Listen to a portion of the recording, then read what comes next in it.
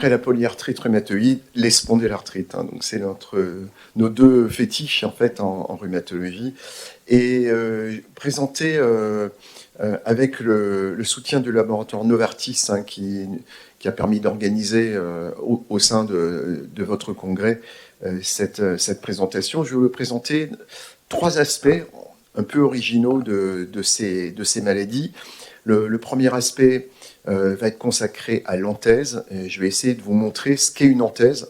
C'est un petit peu plus compliqué qu'on ne croit. J'en avais un peu parlé, vous vous rappelez, il y a quelques mois, on avait un peu abordé la question, donc je reprendrai un peu cette question-là en vous montrant quelque chose qui vous avait beaucoup étonné, le fameux paradoxe de la sacroiliaque, de la sacroïlite, donc je reprendrai ce point-là. On abordera un point qui est, je pense, extrêmement intéressant, même s'il doit être creusé, c'est que toutes les anthèses ne sont pas identiques, les grosses et les petites, et les axiales et les périphériques. Et ça permettra d'introduire la 3e partie qui sera consacrée au traitement, avec un élément là aussi paradoxal, qui est que les nouvelles molécules qui bloquent l'axe IL-23, IL-17, j'y reviendrai, certaines marchent sur les signes axiaux et périphériques, et d'autres exclusivement sur les signes périphériques. Et vous verrez, ça vous le savez déjà, les anti-IL-12, IL-23 et anti-IL-23, ça marche bien sur les anthésites périphériques, et ça semble pas marcher du tout, ou pas bien en tout cas, sur les anthésites axiales. Et ça, c'est quand même un vrai sujet d'intérêt. Est-ce que c'est vrai, est-ce que c'est faux? Je pense que ça mérite d'être creusé, mais enfin, on abordera cette question. Et je finirai sur des données, quelques sélections de données sur les stratégies anti-IL-17, en vous montrant quand même ce qu'est l'IL-17, c'est une cytokine clé dans les spondyloarthrites, et qu'on a plusieurs moyens aujourd'hui de bloquer l'IL-17, qu'on a comparé les anti-IL-17 aux anti-TNF, et que ça ne fait pas du tout la même chose. Je vous montrerai juste un travail montrant une étude très intéressante qui compare l'effet d'un anti-IL-17 d'un anti-TNF sur des cellules d'inflammation, et ça, même si, in fine, parfois les malades ont le même résultat, mais ça ne marche pas du tout de la même manière. Donc ça, c'est très intéressant pour un avenir qui sera peut-être de combiner les 2 molécules. C'est ce qu'on fait déjà dans les formes les plus sévères. Donc voilà un peu le menu avant le repas, après l'alimentation de Fadois.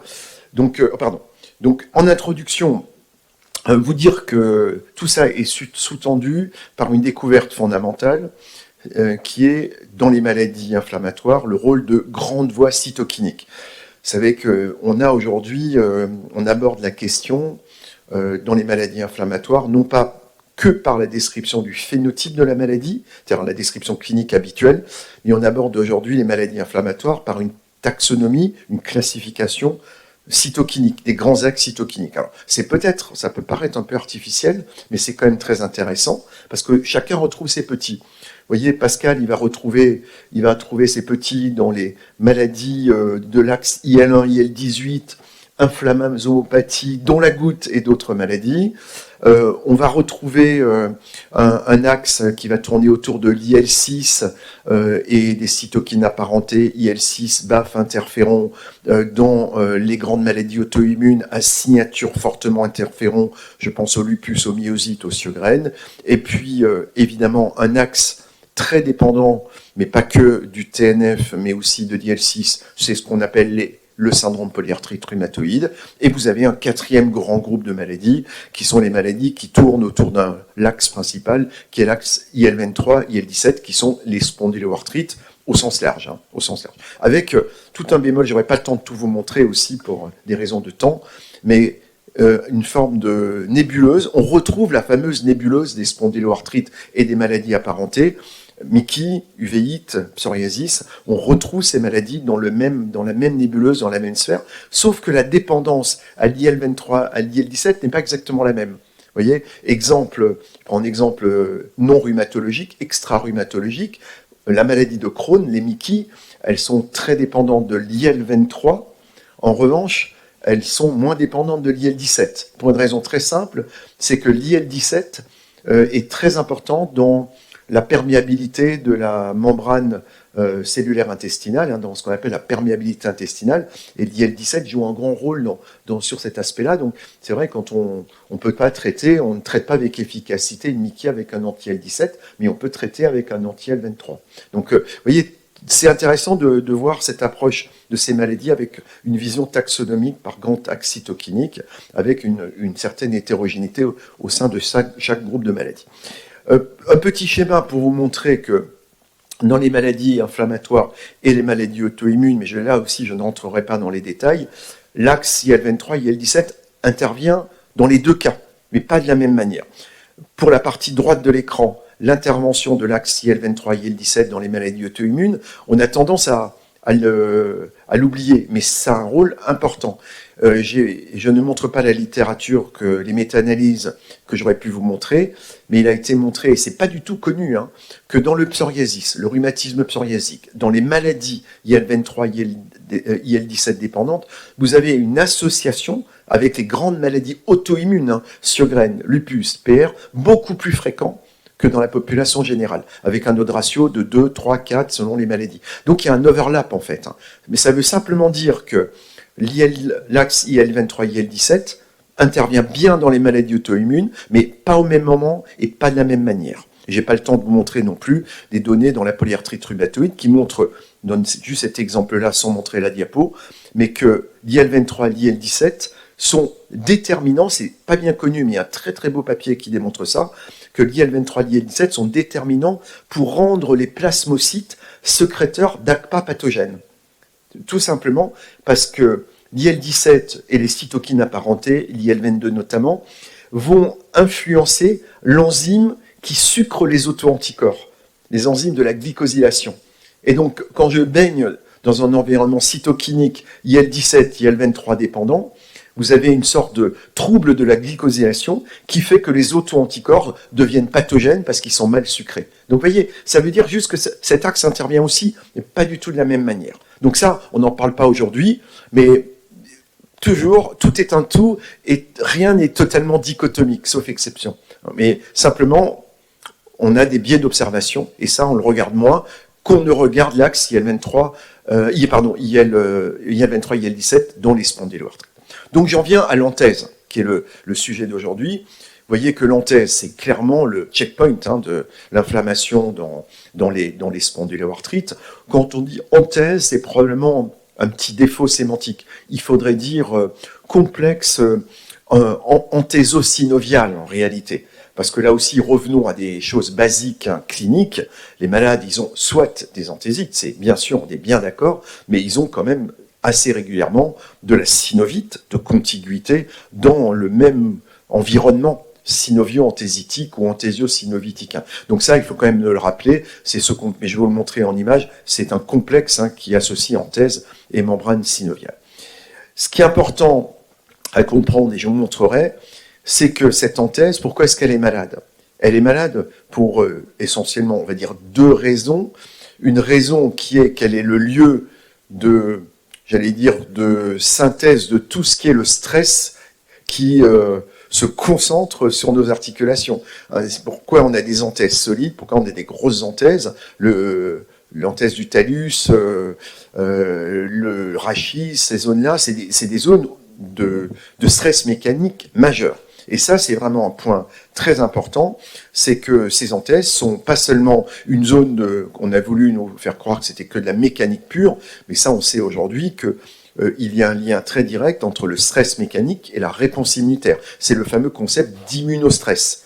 Hein, le stress mécanique entraîne une réponse immunitaire locale qui n'est pas anodine. Et la deuxième raison du développement dans ces anthèses de l'inflammation, c'est que, et on ne peut pas en faire abstraction, c'est que dans les spondyloarthrites au sens large, vous avez un fort poids des microbes, un poids peut-être même supérieur à l'histoire des microbes dans la polyarthrite rhumatoïde, puisqu'on ne peut pas là non plus faire abstraction de l'histoire et des arthrites réactionnelles, même si on a moins aujourd'hui, il y en a toujours, mais il y a l'évidence, un poids des microbes dans le déclenchement de l'inflammation anthéso-synoviale, avec des germes d'un côté arthritogènes, que vous connaissez, dont la liste est beaucoup plus longue hein, que simplement Chlamydia, Yersinia, Salmonelle, Campylobacter. Moi, j'ai une très bonne expérience de Borrelia, par exemple. Hein. Aujourd'hui, il y a aucun état d'âme. Borrelia, c'est un inducteur de tableaux de spondyloarthrite, indiscutablement. Pas fréquemment, mais on a des tableaux de spondyloarthrite. Mon Marc Cherlinger, mon jeune collaborateur à Strasbourg, qui est très brillant, avait présenté ça en oral à l'ACR il y a 3 ans. Il avait montré une série de spondyloarthrites induites par Borrelia, par la borréliose de Lyme. C'est pas une maladie infectieuse de l'anthèse, mais Borrelia est capable, par des mécanismes encore mal connus, d'induire une inflammation dans les sites anthésitiques, anthésosinoviales. Donc la liste est beaucoup plus longue de ces bactéries pathogènes qui vont induire une inflammation, pas une infection, mais une inflammation d'un site anthésosinovial. Et puis vous avez l'autre volet, exactement comme je vous le disais avant, de tous les dysbioses, et très centré sur la dysbiose intestinale. À ma connaissance, il n'y a rien aujourd'hui sur les dysbioses buccales, bronchopulmonaires ou autres. Il y a certainement quelque chose, à l'évidence, sur les dysbioses cutanées. Là, il y a tout un travail aujourd'hui, et je prends un seul exemple, je pourrais prendre plusieurs exemples. Acné sévère, maladie de Verneuil, sapho et spondylarthrite. Et à l'évidence, il y a quelque chose de cet ordre-là. La maladie de Verneuil est un excellent exemple, en fait, où il y a de la... Et là, on est même à la limite de la dysbiose, c'est probablement quelque chose entre le germe arthritogène plus ou moins pathogène et la dysbiose, mais il y a à l'évidence une intrication très importante entre le monde microbien, pathogène et non pathogène, et le déclenchement de l'inflammation à l'endroit de l'anthèse. Alors, est-ce qu'on peut croiser ces deux phénomènes ? Est-ce que l'immunostress est un élément attractif du flux de PAMS, de microbes et de métabolites à l'endroit local de l'anthèse? Alors ça reviendrait à poser exactement la question qu'on a évoquée ensemble, Pascal, c'est oui, ok, mais et alors pourquoi certains c'est dans l'anthèse et l'autre c'est dans la synoviale? Pourquoi ça s'appelle PR pour les uns et spondylarthrite pour les autres? Et pourquoi c'est que dans un des deux talons et pas les deux? Ou dans la PR, dans une ou deux MCP et pas l'ensemble?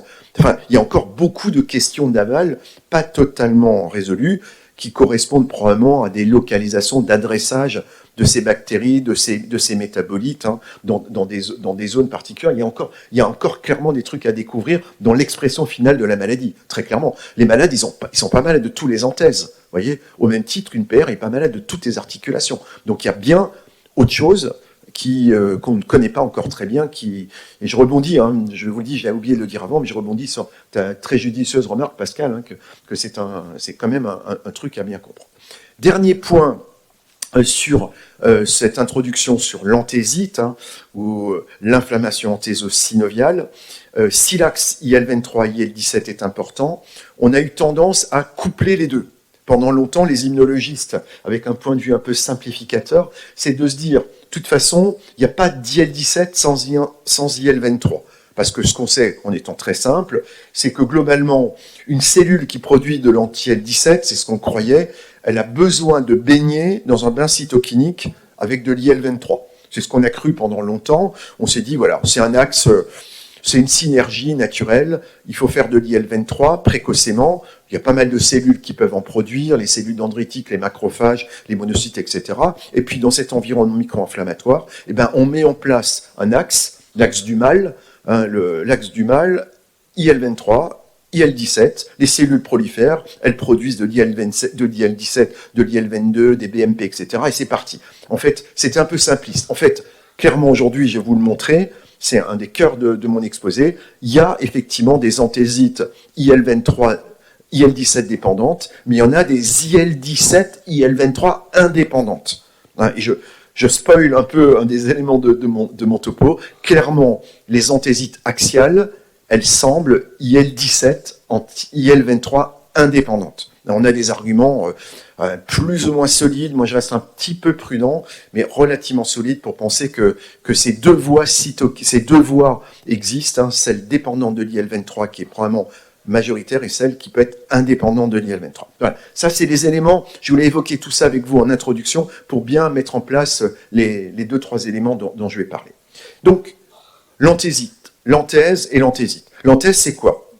En fait, c'est une zone très très particulière, je ne vais pas la décrire de façon précise, mais qui comporte essentiellement deux zones structurelles, plus ou moins insérées dans l'os. Vous savez que l'anthèse, c'est la structure tendineuse ou équivalente qui s'insère dans l'os, et vous avez schématiquement deux zones, une zone avasculaire sanctuarisée qui est très fortement contrainte, qui subit le stress mécanique, et une zone immunoréactive vascularisée. Donc on a bien deux zones. Ça, c'est quand c'est normal. Avec le temps, avec les agressions mécaniques, peut-être d'autres agressions microbiologiques, vous avez une déstructuration de l'anthèse. Et vous avez une sorte, c'est bizarre, mais c'est paradoxal, le vieillissement de l'anthèse ou l'agression de l'anthèse se traduit par une déstructuration de ces deux zones-là. Et tout devient vascularisé. Vous comprenez? Ça devient vascularisé, et donc l'adressage par la voie, la circulation, permet qu'arrive dans les anthèses, et c'est lui qui devrait peut-être pas arriver. Mais il en existe localement, qu'on appelle des cellules immunitaires résidentes, qui sont de toute façon là, et qui peuvent être délétères, mais qui sont, je le rappelle, c'est toujours comme ça en biologie, qui sont là pas pour rien. S'il y a des cellules immunitaires locales dans les anthèses, qu'on appelle les cellules résidentes, et on les connaît assez bien aujourd'hui, c'est des lymphocytes résidents, qu'on connaît très bien, qui sont d'ailleurs assez sensibles à l'IL-23 dans les anthèses périphériques. Ces cellules résidentes immunitaires sont là pour réparer l'anthèse, en fait. Parce que c'est comme le muscle, ça aussi, c'est pas des photos, c'est des films. C'est tout le temps en action et c'est tout le temps lésé et ça doit tout le temps se réparer. Un muscle, la capacité qu'a un muscle à se réparer en permanence, c'est incroyable. Il est lésé. Quand vous faites un gros effort, les 10 000 pas de Fadois, vous avez des micro-lésions musculaires. C'est incroyable le muscle. Et bien les anthèses, c'est pareil. Il faut que ça se répare en permanence. Et c'est pour ça qu'il y a des cellules locales dans les anthèses, cellules résidentes. C'est pas juste du tissu collagène, il y a un environnement cellulaire qui permet la réparation. Et puis, dernier point que je voulais vous dire sur les anthèses, c'est évidemment qu'il y a des différences entre les grandes et les petites anthèses, entre les axiales et les périphériques. Déjà, morphologiquement, c'est pas la même chose, et vous allez voir que immunologiquement, c'est différent. Ça me permet de faire un petit commentaire, mais c'est plus un commentaire pour les chercheurs, pour les plus jeunes d'entre vous. Attention, quand on étudie les modèles animaux, vous voyez, parce qu'on a toujours tendance à à extrapoler d'un modèle animal. On peut pas, je ne crois pas qu'on puisse extrapoler les anthésies de petites souris, qui sont plutôt l'équivalent des petites anthèses humaines, les comparer à des grosses anthèses humaines, qui sont par exemple le tendon d'Achille. Donc attention, le modèle murin, c'est plutôt de la petite anthèse qui n'est peut-être pas comparable à la grosse anthèse axiale qu'on a chez l'homme et qui sont malades dans nos spondylotes. Voilà quelques commentaires que je voulais faire sur l'anthèse, vous montrer les schémas anatomiques qui sont maintenant bien établis. On doit beaucoup de cette analyse à un auteur très célèbre, McGonagall, qui est vraiment un des pères, c'est pas le seul, mais un des pères de l'anthèse et de l'anthésite. Et c'est très intéressant pour nous, rhumatologues et les médecins. Vous voyez qu'il y a toujours la place à un travail de réflexion descriptif. Je pense que c'est intéressant d'avoir repris la description histo-anatomique de l'anthèse. C'est extrêmement intéressant. Et d'ailleurs, de comparer les anthèses humaines et animales, il y a tout un travail qui est fait et ça apporte toujours des informations. Donc, une science ne doit pas éteindre l'autre. Je crois que c'est la correspondance entre toutes ces sciences et les sciences morphologiques, élémentaires, elles gardent une place, mais intégrées dans une approche scientifique plus large. Et c'est un peu ce qu'a fait McGonagall, c'est d'écrire l'histo-anatomie des anthèses et d'essayer de comprendre comment elles se construisent, quelles sont les zones particulières, et tout ce travail, vous voyez, c'est assez subtil, quand on regarde la description de McGonagall, moi j'ai simplifié en vous montrant 2 zones principales, en réalité il y en a 4, si on rentre dans le détail de l'anthèse, ça c'est simplement pour montrer qu'on est allé très loin. Pour finir sur cette introduction sur le point anthèse, j'aurais pu faire voter la salle, mais je vais le faire parce qu'à ce stade-là, non, c'est déjà trop tard. Je vous ai déjà donné la réponse, mais j'aurais pu faire voter là. Ça, on va essayer de le faire quand même. Est-ce que, dans votre idée, l'atteinte princeps sacroiliaque, je sais que la sacroïlite est le signe cardinal d'une spondyloarthrite, on est d'accord. Est-ce que pour vous, la sacroïlite est simplement l'anthésite princeps axiale dans sa lésion primaire, Est-ce que sacroïlite, c'est une anthésite sacroiliaque? Oui ou non? Qui pense oui? Bon, c'est bon, vous avez lu ma diapo, donc vous avez compris C'est non. C'est non pour des raisons... alors c'est assez subtil et ça a été bien étudié. Hein. En fait, les études anatomiques et surtout les études en IRM, c'est une image que je dois à Jean-Denis Laredo, montre en fait que ce qui est touché de façon princeps dans la sacroïlite, au départ, c'est pas du tout la zone anthésitique, mais c'est la zone fibrocartilagineuse. Hein, et synoviale. Mais ce n'est pas la zone anthésitique. Elle peut être touchée dans un deuxième temps, mais l'atteinte princeps est fibrocartilagineuse. Jean-Denis a toute une collection, tu dois bien connaître la description de Jean-Denis, et d'ailleurs, ça n'est pas un scoop, puisque ce travail a déjà été fait il y a quelques années. Vous voyez, l'histopathologie de la sacroïlique, hein, par un premier auteur belge, en fait. Hein. Jean-Denis a repris ce que dit Monsieur Maldag depuis quelques années. Quand on regarde la séquence de l'atteinte sacroiliaque, hein, quand on regarde bien et qu'on compare ça à l'histopathologie de la sacroiliaque, ça n'est pas une anthésite primaire. Ça peut devenir une anthésite, mais l'atteinte est fibrocartilagineuse. Montre bien que l'anthèse périphérique et l'anthèse axiale, les grosses anthèses, ont des différences histopathologiques et que ça a une influence dans l'expression de la maladie. C'est pas bien connu, mais je vous avoue, à titre personnel, moi, quand j'enseignais la spondylarthrite pour simplifier pour 2 étudiants, j'expliquais que c'était une maladie de l'anthèse inflammatoire et tout était de l'anthésite, que ce soit le talon, la sacroiliaque, etc. C'est un peu plus subtil que ça. C'est un peu plus subtil. Après, attention aussi à ne pas trop complexifier le discours pédagogique aux étudiants, parce que ça commence à devenir compliqué. Donc, évidemment, il faut bien leur expliquer l'importance de l'anthèse. Dernier point sur l'anthèse, les anthésites. Ça, c'est aussi absolument passionnant. On doit ça à des travaux récents, qui ont quand même une dizaine d'années maintenant. Je pense notamment à un travail expérimental d'un auteur qui s'appelle Sherlock, qui avait montré en fait qu'il y a effectivement l'inflammation des anthèses, mais il y a aussi l'inflammation de tous les sites extra-anthésitiques dans les modèles de spondyloarthrite, notamment des sites que vous connaissez bien, qui sont des sites inflammés classiques, hein, qui est l'œil, l'uvéite, qui sont l'atteinte, alors ça se voit de moins en moins, l'atteinte de l'anneau aortique, hein, les aortites, on a encore bien connu ça, ou d'autres zones. Je vous rappelle que dans les descriptions historiques, peut-être que vous en avez encore, les malades atteints de SA sévère et ancienne, la fibrose biapicale, c'est une histoire passionnante, hein, où on a cru, parce qu'il y a fibrose biapicale d'ailleurs, on avait pensé que la spondylarthrite était une complication des mycobactérioses et de la tuberculose, hein, et en fait il n'en est rien, mais tout simplement ces zones-là, que ce soit l'apex pulmonaire, que ce soit l'anneau aortique, que ce soit l'œil,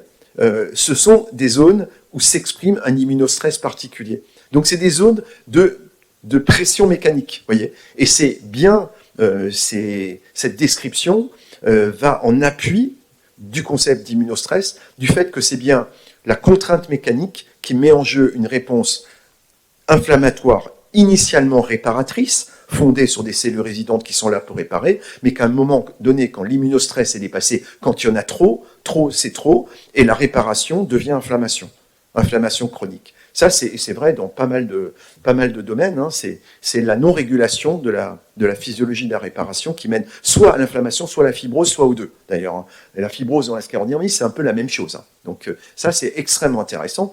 Et petite encadrée que je vous ai mis, ça pourrait paraître spécifique à la rhumatologie, et le concept d'immunostress, on pourrait se dire, c'est essentiellement les anthèses, les anthésites, peut-être les atteintes articulaires dans la polyarthrite rhumatoïde, où il y a certainement une part aussi d'immunostress, parce que c'est pas par hasard, on disait avec Pascal, et je fais juste une petite parenthèse, c'est quand même un peu invraisemblable, contre-intuitif.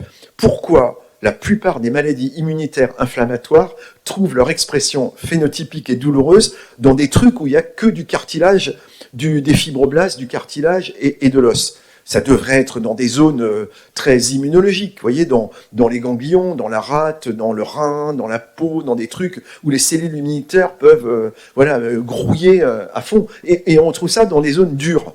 Donc c'est pas par hasard. Donc il y a quelque qui fait le fond de la rhumatologie quelque part. Et c'est complètement contre-intuitif.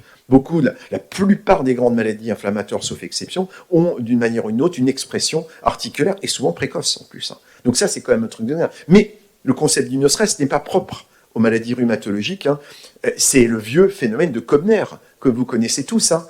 Pourquoi on fait du pso au coude, pourquoi est-ce qu'on fait du lichen plan ou du vitiligo sur les extrémités, c'est exactement pour les mêmes raisons. Pourquoi vous avez des sarcoïdes et des localisations sarcoïdosiques dans des zones qui peuvent être comparables, tout ça c'est du Koebner.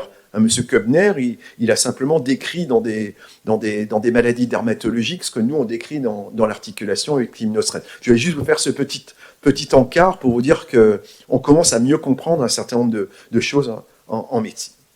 Deuxième grand volet que j'avais annoncé, c'est vous dire que toutes les anthèses ne sont pas histologiquement et surtout immunologiquement comparables. Et ça, cette observation part d'un paradoxe, ou en tout cas d'une observation bizarre. On pensait évidemment, quand on a commencé à utiliser les anti-IL-23 et anti-IL-12 et IL-23, vous savez qu'on utilise l'ustekinumab, le Stelara, avec une efficacité dans la spondylarthrite, on s'est quand même rendu compte assez rapidement, et beaucoup d'études le démontrent, que ça marche très bien, parfois sur les formes périphériques, sur les anthésites périphériques, mais qu'il n'y a pas d'efficacité axiale. Ça ne marche pas sur l'inflammation rachidienne et sacroiliaque. Et donc, on est parti à partir de cette observation, venant de la thérapeutique, hein, comme souvent en rhumatologie. Hein. On part souvent d'une expérience très pratique. Hein. Je prends un autre exemple très célèbre, les effets paradoxaux des anti-TNF, qui nous forcent à réfléchir autrement. Là, on est parti de cette observation et on s'est posé deux questions. D'abord, est-ce que les atteintes axiales sont anthésitiques? J'ai déjà répondu en partie par le paradoxe d'un sacroiliaque. C'est un peu plus subtil que ça. Mais deuxième question, très intéressante, est-ce que c'est immunologiquement identique? C'est anatomiquement, morphologiquement différent. Est-ce qu'immunologiquement, c'est les mêmes cellules qu'on retrouve à cet endroit-là? Donc là, il y a quand même quelques travaux très très intéressants. Vous voyez, je vous cite ce travail-là, mais qui sont tous issus. Alors, on va pas. C'est l'équipe de McGonagall. C'est des équipes vraiment qui sont des équipes très expertes sur le sujet et qui ont montré en fait effectivement que c'est pas du tout pareil sur une base anatomique différente, mais que quand on étudie les anthèses axiales, alors le bémol de ce travail, c'est que c'est fait chez des sujets sains. Et j'ai volontairement mis le détail des sujets sains. C'est forcément des sujets sains qui ne sont pas sains, parce que pour avoir un prélèvement anthésitique axial, il faut bien les prélever pour quelque chose. Donc c'est plutôt des gens, âge moyen 53 ans quand même. Hein. Vous voyez, c'est homme-femme à peu près équivalent, mais c'est des sujets plutôt âgés. Ça peut être une importance pour la description des choses, et qui sont opérés soit pour une compression médullaire, soit pour une scoliose. C'est un travail de l'équipe de Leeds qui a étudié ces anthèses. Et je vous résume en une plaque, quelque chose qui est assez compliqué, mais en étudiant ces anthèses de sujets sains, ils ont observé, je vais à la conclusion de cette diapo, ils ont observé que dans l'anthèse axiale, il y avait bien deux types de populations résidentes, qui sont des lymphocytes, qu'on appelle des gamma-delta. Ils ont étudié cette population, et vous avez les types 1 et les types 2, delta 1, delta 2. Eh bien, ces deux populations ne sont pas fonctionnellement identiques. La première population, elle est dépendante de l'IL-23, et la deuxième est indépendante de l'IL-23. Toutes les deux, gamma delta 1 ou delta 2, étant capables de produire les mêmes cytokines, c'est-à-dire IL-17, IL-22, TNF, BMP. Mais elles ne sont pas dépendantes de la même manière de l'IL-23. Alors que dans les anthèses périphériques, vous avez une très très très forte prédominance de cellules dépendantes de l'IL-23. Donc c'est quand même hyper intéressant. Je répète, c'est peut-être le seul petit bémol, c'est qu'il faudrait que ça soit reproduit. Alors il y a une deuxième étude qui montre à peu près la même chose. Toujours pareil, la reproduction du résultat, c'est quand même très sensible. Vous voyez, on est sur des populations, des prélèvements compliqués à obtenir, une analyse immunohistochimique qui est subtile. C'est hyper intéressant, mais j'aime bien, moi, quand c'est reproduit, ça donne de la crédibilité avant de conclure. Quoi qu'il en soit, ce qui est certain, immunologiquement, c'est qu'il y a bien des cellules indépendantes de l'IL-23, très importantes en immunopathologie, qui produisent tout ce que produit des cellules IL-17, TH17. Et vous voyez, c'est 4 populations qui sont bien identifiées, qui sont des cellules d'immunité innée. On retrouve les gamma-delta, donc que j'ai évoquées, les delta 1, mais il y a 3 autres populations, je ne rentre pas dans le détail. MIT, c'est des populations lymphocytaires T associées aux muqueuses, M pour muqueuse. ILC3, populations très importantes, qui sont des populations également initiées dans les muqueuses intestinales, capables de migrer et de rejoindre l'anthèse. Donc c'est aussi des cellules, non pas seulement résidentes, mais des cellules aussi qui peuvent migrer jusqu'aux anthèses. Et les invariants NKT, qui sont une autre forme de lymphocyte T un peu particulier. Et vous voyez que ces 4 cellules peuvent faire de l'IL-17, évidemment A et F, les 2 isotypes dominants, de l'IL-22, du TNF et même d'autres cytokines et des BMP, alors que les TH17, qui font exactement la même chose, eux sont dépendants strictement de l'IL-23. Donc on a vraiment 2 voies, et en reprenant ce schéma sur un schéma où je mets l'anthèse au centre, vous voyez que c'est intéressant, vous avez bien en fait 2 types de cellules dans les anthèses, les cellules résidentes et les cellules qui viennent migrer dans les anthèses, et que cellules résidentes ou cellules qui viennent migrer dans les anthèses, il y a vraiment 2 grandes populations, les 2 voies cytokiniques assez différentes, celle dépendante de l'IL-23 et celle indépendante de l'IL-23, mais toutes les 2 concourant à produire les mêmes molécules, c'est-à-dire des molécules de la famille IL-17 et apparentées. Ce qui me mène en fait à la dernière partie, ce qui fait évidemment de l'IL-17 une cible préférentielle dans les spondyloarthrites. Et pour bien comprendre ce qu'on fait, c'est toujours pareil, le rhumatologue doit bien comprendre qu'est-ce qu'il traite et de quoi on parle. D'abord, je ne rentre pas dans le détail, l'IL-17 c'est un peu plus compliqué qu'on ne croit. C'est une famille assez dense. Vous voyez qu'il y a plusieurs membres de la famille, il y a plusieurs récepteurs, et dans la famille princeps de l'IL-17, vous avez plusieurs isotypes. En tout cas, les 2 plus importants, c'est A et F. On a pensé pendant longtemps que c'était que la A. Il semble que la F a un rôle très important, et on a d'ailleurs une molécule qui arrive et qui est intéressante, puisque les molécules anti-IL-17 qu'on a jusqu'à présent bloquent l'IL-17A. Ce sont des anticorps monoclonaux anti-IL-17A, mais on va avoir à disposition une molécule qui bloque l'IL-17A et F, double. Donc, est-ce que c'est mieux, est-ce que c'est pareil? On verra. Mais on a à disposition le bimekizumab, qui est une molécule qui va pouvoir bloquer les 2. Donc c'est une famille qui est assez dense. C'est une famille aussi, je viens de le dire, mais c'est un schéma qui reprend ce que j'ai dit.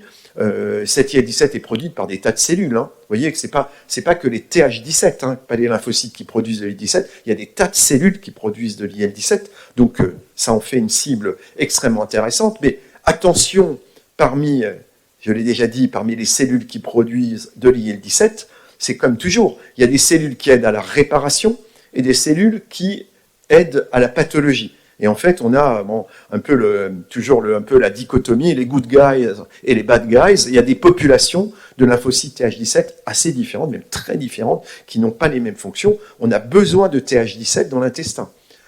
Dans l'intestin, les TH17 ont un rôle dans la perméabilité de la membrane intestinale, très important. Ils régulent l'hypoxie. En fait, c'est des cellules régulatrices physiologiques de l'hypoxie et qui régulent et qui permettent de garder une membrane intestinale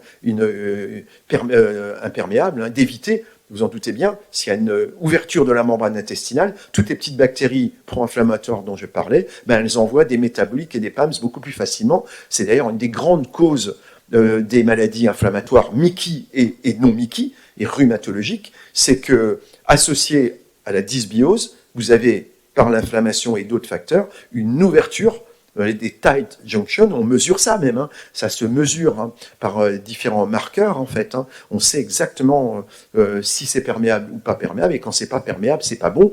Et pour compléter et rejoindre le topo de Fadwa, quand vous mangez des aliments hyper-inflammatoires, vous avez une rupture de la perméabilité. Ces aliments, en fait, ils vont vous faire péter la membrane d'une manière ou d'une autre, et ça accentue les choses. Donc attention à ces populations good guy et bad guy. Et j'en viens, avant le blocage, en vous disant que ces actions de l'IL-17 produit par de nombreuses cellules, a de nombreuses conséquences d'aval. C'est produit par plein de cellules, et ça a plein de cellules cibles. Vous voyez tout l'impact potentiel de l'IL-17AIF sur des cellules extrêmement différentes. Donc ça a des évidemment des implications physiologiques ou pathologiques. Hein. On est bien d'accord, quand le physiologique est dépassé, les actions que vous avez sur le kératinocyte, les fibroblastes, l'endothélium, c'est pas anodin, les polliniqueurs, les macrophages, voire les lymphocytes B, hein, ça peut aider même à produire des auto-anticorps, mais vous tombez dans le domaine de la pathologie. Ce qui est passionnant, je savais pas, j'avais pas vu le thème du topo de Fadois. Ce qui est absolument passionnant, ça fait le lien un peu presque par hasard, c'est que cette production de cellules qui produisent de l'IL-17, hein, cette induction de lymphocytes TH17 bad guy, les mauvais, il est dépendant de plein de facteurs, et notamment de facteurs alimentaires. Ça, je trouve ça absolument passionnant. D'abord, le sucre, la glycolyse régule la différenciation TH17. Donc le sucre a une importance absolument majeure, avec un impact que je ne décris pas en fait, hein, mais vous avez un lien entre différenciation TH17 et glycolyse. Vous avez un effet majeur du sel. Le sel est un régulateur aussi des cellules TH17. Et puis, après le sucre, les lipides, assez incroyables, mais les LDL oxydés sont des cellules qui vont transformer via les cellules dendritiques, qui vont faire de telle sorte que les lymphocytes T deviennent TH17. Donc, sucre, sel, lipides, en fait, vous avez là aussi la démonstration que la mauvaise alimentation, malheureusement celle qu'on nous impose pour des raisons de cupidité en partie, eh ben, ça fait proliférer les bad guys, et les bad guys, c'est pas les bons TH17, c'est les mauvais TH17, et même, dernier point, ça c'est très intéressant et assez mal connu, c'est cette différenciation TH17 pourrait être dépendante aussi de l'exposome hormonal personnel, et c'est peut-être un élément qui permet d'expliquer la petite prééminence masculine. Autrefois on pensait qu'elle était très grande, mais la prééminence masculine qui persiste quand même un petit peu des spondylarthrites, hein, la testostérone, en tout cas les hormones androgéniques ont un rôle sur la production d'IL-17, ça c'est assez bien étudié. Donc un élément hormonal supplémentaire, hein, au-delà des aliments, vous avez des hormones qui interviennent aussi sur la différenciation TH17. Avant de finir par le blocage de l'IL-17, vous dire qu'il y a quand même 2-3 questions préliminaires avant de se demander si le blocage de l'IL-17 est vraiment pertinent. C'est de dire, attention, on touche quand même à une voie cytokinique physiologique. En d'autres termes, quel est le rôle de cette voie cytokinique physiologique dans la défense, dans les mécanismes d'artériosclérose et dans les mécanismes d'oncogénèse. J'ai pris ces deux domaines. En d'autres termes, quand je bloque l'IL-17, est-ce que j'augmente le risque cardiovasculaire? Et quand je bloque l'IL-17, est-ce que j'augmente le risque de cancer? Enfin, les questions éternelles qu'on se pose chaque fois qu'on bloque une voie cytokinique qui a, et à l'évidence, toujours un rôle physiologique. On s'est posé les mêmes questions pour les anti-TNF, on se posera toujours les mêmes questions avec les voies cytokiniques, parce que je le répète, une cytokine, c'est d'abord là pour faire quelque chose de physiologique. Pour l'artériosclérose, le débat reste partiellement ouvert. C'est une cytokine Janus. Elle a des effets bénéfiques et des effets délétères. Probablement que l'IL-17, à la phase précoce, pourrait avoir un effet stabilisateur de la plaque. Donc, comprenez, quand je déstabilise la plaque en mettant un anti-IL-17, il pourrait avoir quelques événements. Ça avait été discuté, beaucoup discuté au départ. Cette discussion, elle ne s'est pas confirmée. Aujourd'hui, on n'a pas d'éléments de preuve du risque cardiovasculaire des anti-IL-17, mais les anti-IL-17 n'ont pas le bénéfice cardiovasculaire des anti-TNF. Donc, à minima, au moins ce message-là. Mais effet Janus, difficile de dire si c'est bénéfique, négatif, c'est plutôt neutre. Chez certains malades, peut-être le risque existe, mais de toute façon, on ne sait pas les identifier. Aujourd'hui, il n'y a pas de warning en synthèse, pas de warning particulier, mais gardez ça en tête. Gardez que c'est pratique, hein, un peu comme le disait Pascal dans son topo. À un moment donné, il faut prendre des décisions. Donc moi, quand j'ai un malade à haut risque cardiovasculaire, je préfère encore un anti-TNF dans ces cas-là qu'un anti-17. Si mon endpoint annexe, quand je dis annexe, pas annexe du tout, et aussi la protection cardiovasculaire, je vais ceinturer bretelles, je vais mettre un anti-TNF. S'il n'y a pas de risque ou risque modéré, le débat n'est pas le même. La deuxième question, c'est l'IL-17 pro ou anti-carcinogène. Là, c'est un peu plus tranché, et très clairement, on a beaucoup plus d'arguments en faveur du rôle pro-cancérigène, pro-tumérogène de l'IL-17. C'est une cytokine, je ne détaille pas l'ensemble des arguments, mais il y en a au moins 4. C'est une cytokine qui va plutôt favoriser la tumeur et la dissémination de la tumeur. Alors c'est toujours pareil, c'est comme le TNF d'ailleurs. Moi j'ai tout un topo sur rôle carcinogène du TNF. Il y a toujours des contre-exemples, mais globalement, retenez, et les données humaines le montrent. Vous voyez, là je passe à l'homme. Vous voyez que l'IL-17 est plutôt un marqueur diagnostique et pronostic du cancer chez l'homme. Je vous donne quatre éléments factuels publiés. Globalement, l'IL-17 est associé à la tumeur, à la progression de la tumeur dans pas mal de domaines. Donc globalement, ça veut dire quoi? Ça veut dire que quand je bloque, c'est une erreur, quand je bloque l'IL-17, j'ai plutôt un effet protecteur de la carcinogénèse. Donc il n'y a pas de preuve aujourd'hui qu'un anti-IL-17 induit l'apparition d'un cancer, c'est plutôt l'inverse. Donc ça, c'est plutôt une très bonne nouvelle pour l'utilisation de ces molécules. Je finis par, évidemment, les stratégies d'inhibition de l'IL-17, et vous voyez qu'il y a pas mal de possibilités aujourd'hui. Vous voyez qu'on a aujourd'hui deux façons. On peut bloquer, évidemment, en amont, bloquer l'IL-23. C'est une façon de faire. Si vous bloquez l'IL-23, vous bloquez une grande partie de la réponse IL-17. Mais concentrons-nous sur l'axe IL-17 à droite de la diapo. Vous voyez que essentiellement, on va se concentrer sur le blocage de l'IL-17A et F aussi. C'est essentiellement A. On a deux molécules, le CQ et l'XQ, qui sont des inhibiteurs de l'IL-17A, et on a une molécule qui va bloquer la A et la F, qui est le bimekizumab. Et puis le brodalumab, mais qu'on n'utilise pas, qui est un inhibiteur du récepteur, en fait. Et puis demain, en fait, publié dans ARD il n'y a pas longtemps, l'avènement de peptides à activité anti-IL-17, donc on aura encore d'autres outils, à mon avis, pour bloquer la voie IL-17 dans un avenir très très proche. Donc avec ça, qu'est-ce qu'on en fait et qu'est-ce qu'on sait? Je montre juste 3 études très simples.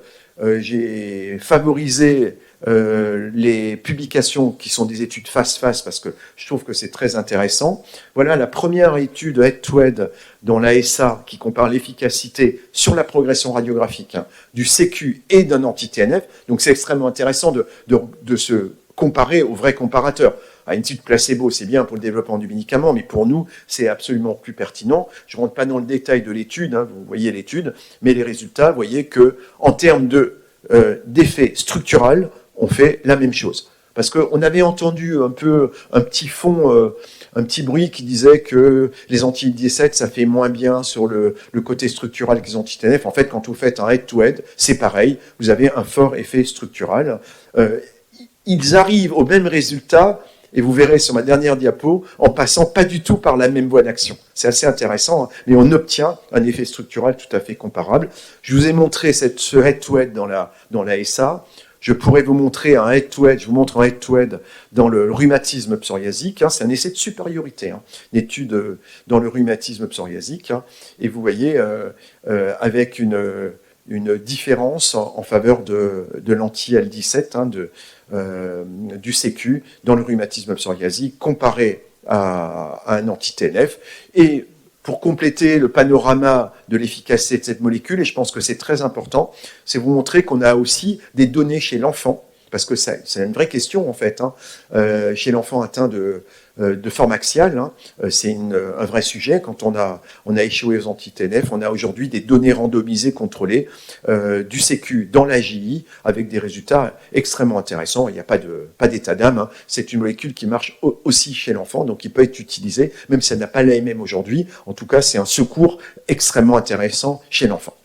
Je finirai juste pour montrer que toujours intéressant de se poser les questions, d'aller au bout de la démarche. Et je vous montrer ce travail qui a été publié à la CR l'an dernier, je crois en 2022, qui est d'études sans rentrer dans le détail, qui compare en fait, en regardant in vitro, l'effet d'un anti-TNF et d'un anti-IL-17. En gros, c'est une étude expérimentale qui essaie de comprendre comment ça marche. Parce qu'on se dit finalement, on bloque 2 voies cytokiniques, on a à peu près les mêmes résultats cliniques, on a les mêmes résultats structuraux. Est-ce que finalement, quand on appuie sur un bouton, on obtient exactement la même chose par les mêmes voies. Simplement qu'on rentre par deux cytokines différentes, mais qu'après, tout se ressemble. Eh bien non, pas du tout. Alors, je ne rentre pas là non plus dans le détail de tout ce qui a été fait. Vous voyez, une analyse assez détaillée, hein, avec une étude de la réponse immunitaire, mais de la réponse aussi transcriptomique, génétique. Hein.